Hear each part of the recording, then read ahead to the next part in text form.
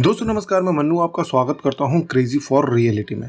Movie explanation की series में मैं एक्सप्लेन करूंगा लव स्टोरीज 2 के द मिरर पार्ट को। तो दोस्तों इशिता यानी कि तिलोत्तमा सोम एक ग्राफिक डिजाइनर है जिसकी उम्र 40 के आसपास है, जो अपने अपार्टमेंट में अकेली रहती है। वो बार बार माइग्रेन से पीड़ित रहती है। उसकी नौकरानी सीमा यानी कि अमृता सुभाष रोज दिन में उसके अपार्टमेंट की सफाई करने आती है। ईशिता ने सीमा को अपने घर की दूसरी चाबी दे रखी है। एक दिन अचानक ईशिता को किसी काम से दोपहर के समय अपने घर जाना होता है और जैसे ही वो अपने घर के अंदर घुसती है तो वो क्या देखती है कि उसके बेड पर उसकी नौकरानी सीमा अपने पति कमल के साथ संबंध बना रही है। ईशिता शॉक्ड हो जाती है। वो उन दोनों का ऐसी स्थिति में सामना करना नहीं चाहती, छिप जाती है और तब तक छिपी रहती है जब तक कि सीमा और कमल अपना काम खत्म करके चले नहीं जाते।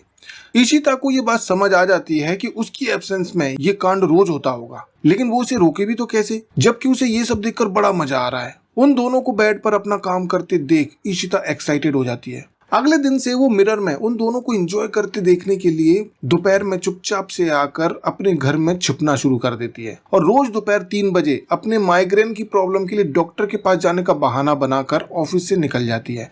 ये सिलसिला चलता रहता है, लेकिन एक दिन रोज की तरह प्रोग्राम चालू रहता है और सीमा की नजर मिरर पर पड़ जाती है और उसे ईशिता साफ दिखाई दे जाती है और वो समझ जाती है कि ईशिता को सब पता चल गया है और वो सीमा पर नजर रख रही है। अंदर ही अंदर उसे डर भी लगता है कि वो ईशिता को फेस कैसे करेगी, कहीं ऐसा ना हो कि उसे नौकरी से निकाल दिया जाए।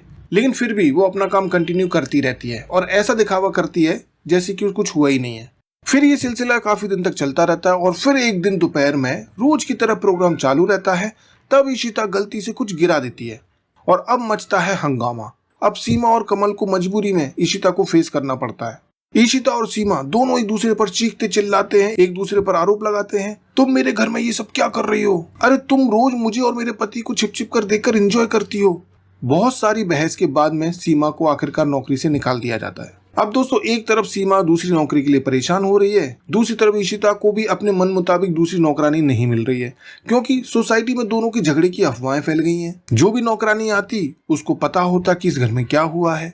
अब एक रात में कमल और सीमा अपने छोटे से कमरे के घर के बाहर एक दूसरे से बहस करते हैं और ठीक वहीं पर सीमा अपनी बेटी को उसके आशिक के साथ बातचीत करते हुए पकड़ लेती है और दोनों पर चीखते चिल्लाते हुए गुस्सा करते हुए लड़के को भगा देती है। इधर कमल पहले सीमा पर इस बात के लिए नाराज होता है कि उसने ईशिता से झगड़ा क्यों किया, गलती तो हमारी थी।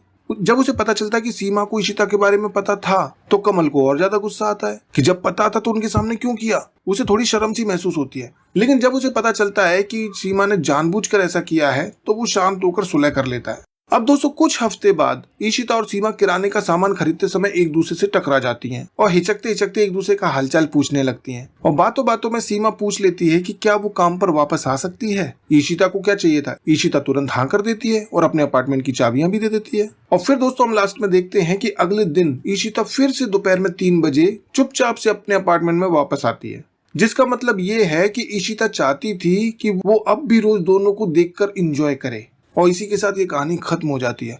तो दोस्तों आप इस कहानी के बारे में क्या सोचते हैं, अपनी राय कमेंट बॉक्स में जरूर लिखिए। वीडियो पसंद आया हो तो लाइक कीजिए, शेयर कीजिए और देखते रहिए क्रेजी फॉर रियलिटी।